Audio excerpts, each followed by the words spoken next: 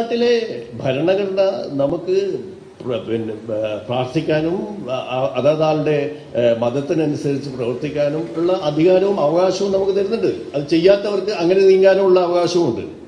അത് പറഞ്ഞതുകൊണ്ട് നമുക്ക് ഒരു ഭക്തൻ ചെയ്യുന്ന കാര്യങ്ങൾ മുഴുവൻ അനാചാരമാണ് എന്ന് പറഞ്ഞുകൊണ്ട് നീങ്ങുന്നതിനോട് എനിക്ക് യോജിപ്പില്ല. നിങ്ങൾ ഓരോരുത്തരും ഓരോരോ കാര്യങ്ങൾ ചെയ്യുമ്പോഴും അത് ഓരോ പ്രവർത്തികൾ കാണുമ്പോഴും അത് ആചാരമാണോ അനാചാരമാണോ എന്ന് ചിന്തിക്കണമെന്ന് ജസ്റ്റിസ് പി വി കുഞ്ഞികൃഷ്ണൻ വിദ്യാർത്ഥികളോട്. ഇലന്തൂർ നരബലിയുടെ പശ്ചാത്തലത്തിലായിരുന്നു ജഡ്ജിയുടെ വാക്കുകൾ. എറണാകുളം ജില്ലാ ശിശുക്ഷേമ സമിതി സംഘടിപ്പിച്ച പരിപാടിയിലായിരുന്നു പി വി കുഞ്ഞികൃഷ്ണന്റെ പരാമർശം.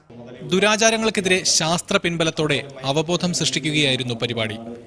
അസുഖം വന്നാൽ ചികിത്സ തേടാതെ പ്രാർത്ഥിച്ചാൽ മാത്രം മതിയെന്ന് വിശ്വസിക്കുന്നവരുണ്ടെന്ന് അനാചാരങ്ങൾക്ക് ഉദാഹരണമായി ജസ്റ്റിസ് കുഞ്ഞികൃഷ്ണൻ ചൂണ്ടിക്കാട്ടി. ഇന്ന് എന്തുകൊണ്ടാണ് അനാചാരമാകുന്നത് എന്ന് മനസ്സിലാക്കണം.